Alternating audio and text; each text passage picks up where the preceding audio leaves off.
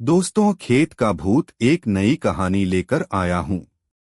दोस्तों, भूत प्रेत या चुड़ैल जैसी ताकतें हमारे आसपास हमेशा तो होती नहीं हैं, लेकिन अतृप्त आत्माओं की एक अलग ही दुनिया होती है। कभी कभी हमारे पास मंडराती रहती हैं, जो वास्तविकता में कभी कभी दिखाई भी नहीं देती, लेकिन कुछ घटनाओं से महसूस जरूर होने लगता है।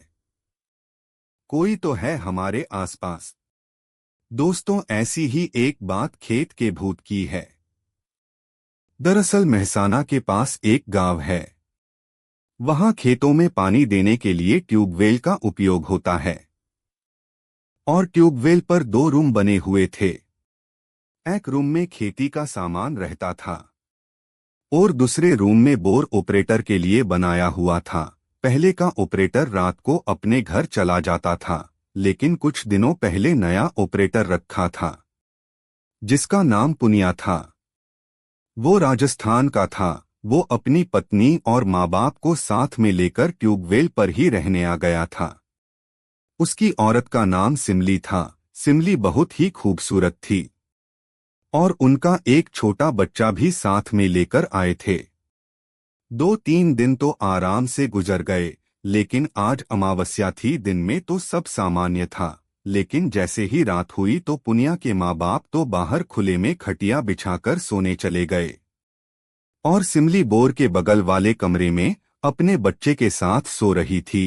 पुनिया खेत में पानी देखने गया हुआ था, क्योंकि रात को ज्यादा ध्यान रखना पड़ता है। रात को अचानक जहां सिमली सोई हुई थी, उस रूम की खिड़की से एक पक्षी जोर से टकराकर मर जाता है। यह घटना अपने आप में तो एकदम सामान्य थी। पक्षी टकराते ही सिमली की नींद खुल जाती है, और जब वह लाइट जलाकर देखती है तो डर से चीखने लगती है, क्योंकि उस कमरे की खिड़की से एक पक्षी फंसा हुआ था और उसके शरीर से खून की बूंदें फर्श पर गिर रही थी। नजारा इतना डरावना तो था नहीं, इसलिए वह अपने सास ससुर को उठाना नहीं चाहती थी। फिर सिमली हिम्मत करके उस पक्षी को खिड़की से बाहर फेंक देती है, लेकिन इसके बाद उसे रात भर नींद नहीं आती और वह सुबह तक जागती रहती है। दरअसल वह जानना चाहती है कि यह किसी की शरारत तो नहीं। सुबह होते ही वह खेतों में काम कर रहे मजदूरों से जाकर कहती है कि रात को मेरे कमरे की खिड़की पर कोई पक्षी आकर टकराया था और तुरंत मर गया। क्या तुम लोगों में से किसी ने यह हरकत की है?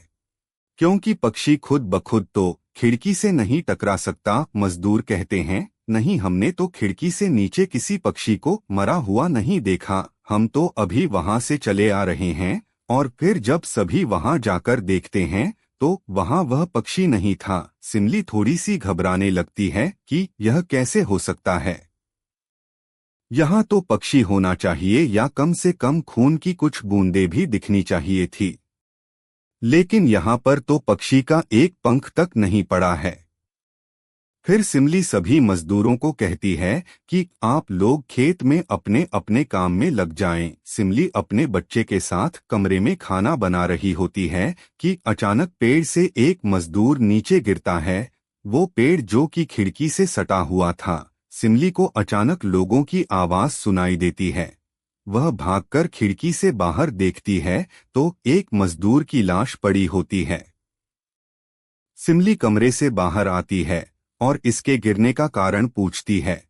मजदूरों के जवाब अलग अलग होते हैं।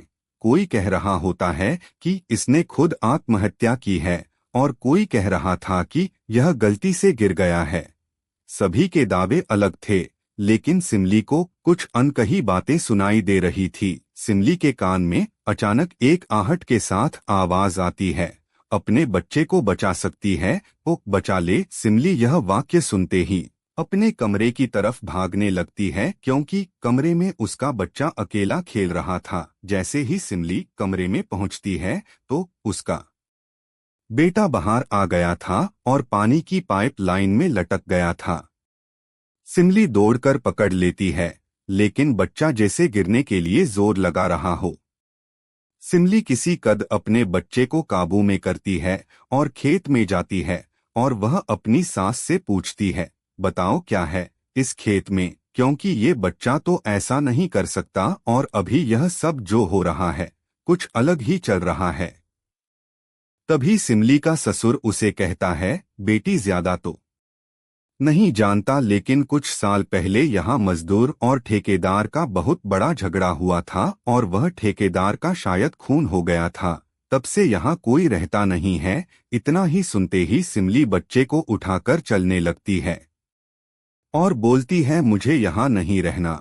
सिमली भागने लगती है। रोड पर पहुँचने वाली थी कि सामने पुनिया बाइक लेकर आ रहा है। तभी पीछे से सिमली का पल्लू किसी ने पकड़ा। देखा तो वही ठेकेदार था। पुनिया अपनी औरत को बचाने कमर से छुरी निकालकर बोलता है, छोड़ दें, लेकिन वो नहीं छोड़ता तो पुनिया उसे छुरी मार देता है। लेकिन क्या, वो अचानक आग का गोला बन गया। तब सिमली चिल्लाती है, भाग पुनिया, ए भूत है। दोनों एकदम से दौड़ पड़ते हैं और रोड के साइड में एक छोटा सा मंदिर था, उसके ओटले पर दोनों चढ़ जाते हैं। तब सिमली के कानों में आवाज आती है, हनुमान के मंदिर के ओटले पर मैं नहीं आ सकता, नहीं तो बता देता मेरी जगह में घुसने का परिणाम। थोड़ी देर बाद उसके सास, ससुर और मजदूर वहां आ गए, लेकिन सिमली शायद थोड़ी डर गई थी, इसलिए नीचे नहीं उतर रही थी। पुनिया चुपचाप खड़ा था क्योंकि शायद पेंट थोड़ी गीली हो गई थी। दोस्तों, सिमली तो खेतों में पली बड़ी हुई थी, वरना भूत जिसने देखा है वो ही जानता है डर क्या चीज है। दोस्तों, अगर वीडियो पसंद आए तो लाइक शेयर जरूर करें। जय बजरंग बली, जय हनुमान।